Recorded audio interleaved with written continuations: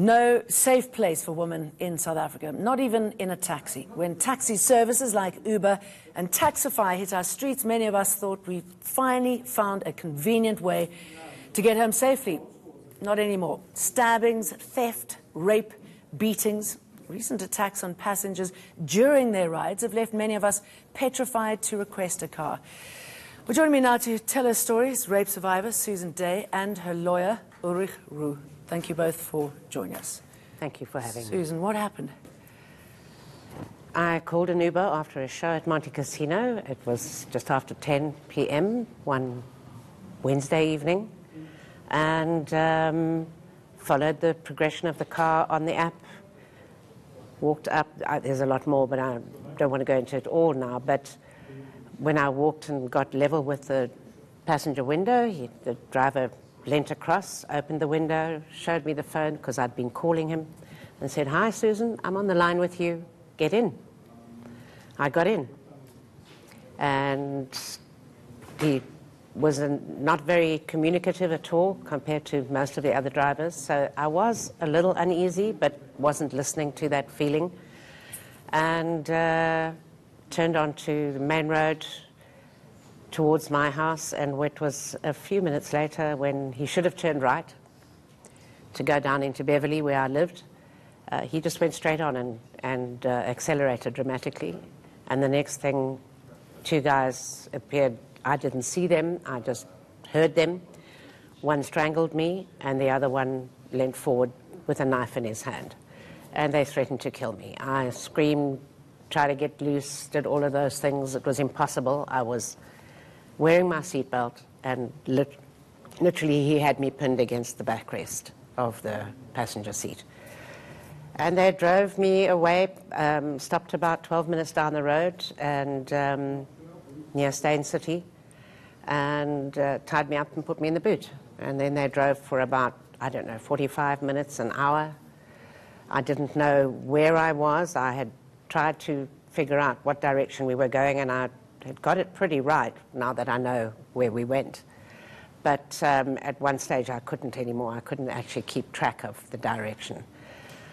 And they stopped the car, took all my bank cards out, started asking for PIN codes, beating me, hitting me.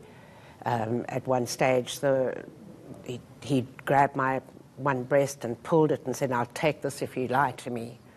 And they didn't believe me that my two ABSA cards were linked and had the same PIN card, so he beat me more. And eventually I had to say, "Go and draw the money and you'll see that it is the same PIN card," which they did.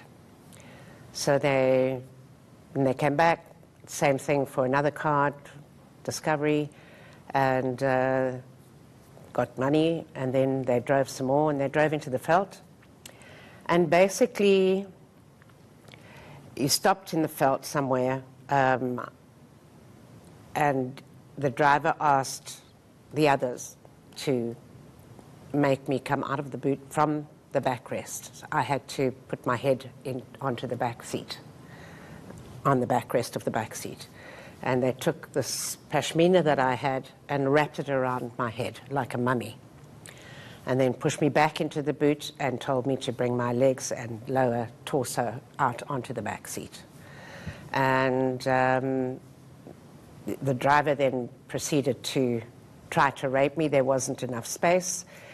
He got the guys to push the passenger seat forward, and then he raped me. And then they pushed me back into the boot and drove some more back onto the road. This was all, I knew this through the sensation of the road bumping over the veld and then getting back onto a smooth road.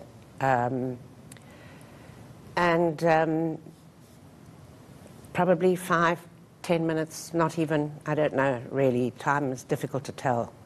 They stopped and the guys got out and opened the boot and started to pick me up out of the boot, then threw me back in, closed the boot, got back in the car and drove again.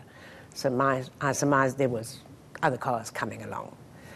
And then maybe 5 minutes later they stopped, but they actually crossed the road. So through over the middle island and facing the other direction, and then they took me out of the boot and swung me like a sack of potatoes. Oof. And threw me over the Armco barrier down a steep embankment.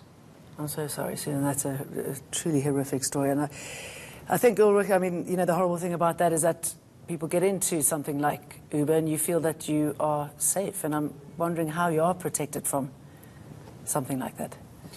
No, indeed. I think what people must at all times remember is that you are getting into a vehicle where a stranger is driving, that you don't know from a bar of soap.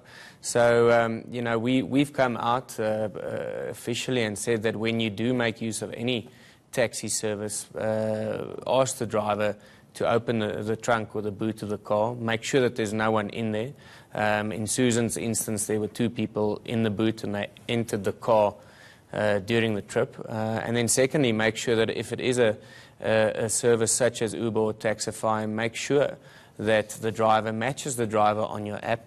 Make sure that the driver knows your name. Don't give him your name, because if he knows your name, it means that he is linked to the app. But at all times, just keep in the back of your mind that you are entering a car with a stranger. Sadly, you're not alone. It's happened to a few. You representing several people. There's a civic action underway. I mean, we try to get Uber in, obviously, and they came up with every excuse, and there's the empty chair waiting for them to take the story on, because you would think that actually this is a big enough story. It affects so many people. So from the emotional and physical scars that women go through, also the impact, the reputational impact on Uber. I mean, what was their conversation with you? Initially it was always so sorry. My brother actually got hold of them in the UK. And then this marketing lady called me from there, because I believe there wasn't such a person in South Africa at the time. And at first she was quite friendly, but the minute I insisted that it was an Uber driver, because the app worked. It was the car that was on the app. It may not have been the same car, but you didn't have colors of cars and things then. But I watched the progression of the car on my screen, on the app. The guy knew my name. He could only have gotten that from the app. There was no other way he could have known my name. And so I got in. Simple as that. I didn't check the registration because he'd already said, "Hi, I'm on the line with you, Susan, get in." You assume that the checks and balances are there, because the response from Uber is a bit of a pithy one, a couple of pages, but basically they say they work closely with the police to support the investigations. They developed a number of safety features, the image of vehicle color, that's different, and that they'll immediately remove the person's access to the app. I mean, could you hold them to account legally in a more sort of draconian fashion? At the end of the day, the Uber safety measures and system was infiltrated by these people who committed these crimes. And I think we need to make it clear that there's 2 court actions currently taking place. The one is a criminal trial in the Johannesburg High Court, where there are 4 accused that were arrested towards the end of 2016. They've been detained in custody, and they are facing charges of rape, attempted murder, theft, robbery, and assault.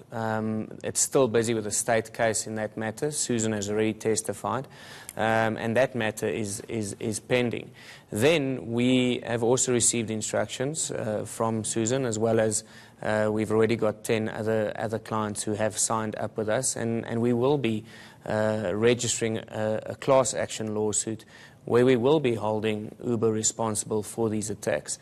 At the end of the day, when Susan, as well as the rest of our clients, entered those vehicles, they were doing so under the premise that Uber promises to offer a safe and reliable service.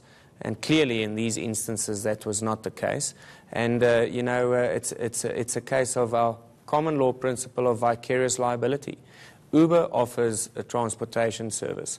The drivers who transport our clients, as well as all other people, hundreds, thousands of people every day, are employees of Uber. And this has been confirmed in numerous case laws. So, we are still, and you pointed it out, we are still shocked, and our clients as well, that Uber have literally turned their backs on these incidents. They've refused to acknowledge it. They've refused any responsibility. No responsibility. And that's just how they've left it. Because I guess it's a slippery slope then for them, isn't it?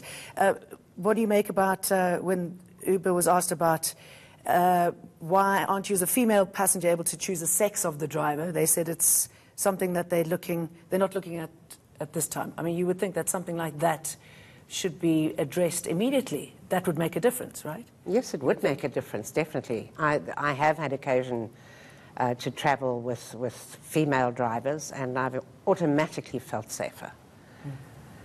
But again, who's a criminal and who isn't? Coerced? I mean, again, in this case, the driver whose profile was used was not the person who drove the vehicle. So how did he, and he was an Uber driver himself, and his vehicle was registered with Uber.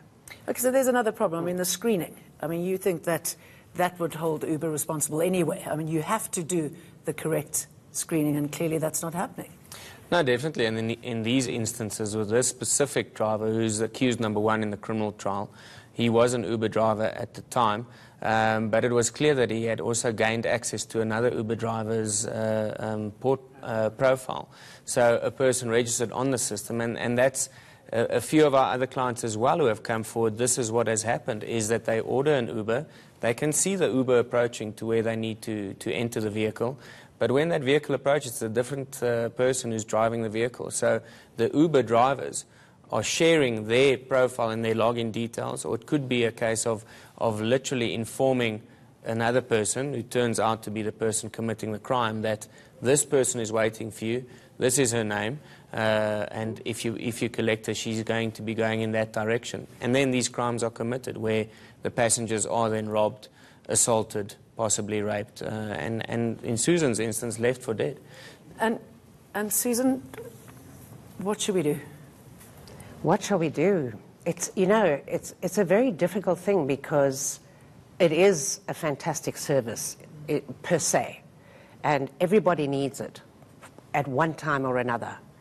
But there have to be more precautions. They have to do more to screen these drivers, and it's dangerous for the drivers too. A lot of the drivers are in danger, and there's so little being done. It's almost as if in this gig economy of ours today, my daughter has used it, not Uber anymore, all the time. She was without a vehicle for 3-4 years. I'm without a vehicle. I'm forced to use it. When I can't borrow my daughter's car, and I have to use Taxify in this instance, I'm already in a panic mode before I even climb into the vehicle. Well, there's nothing that's going to take that away. Something needs to be done soon. Susan, Day and Ulrich Roux, thank you. Thank you. Up next, drama at Nairobi's airport, then continuing protests in Algeria. Is this the birth of another Arab Spring? Calls to ditch race quotas in our sport all coming up.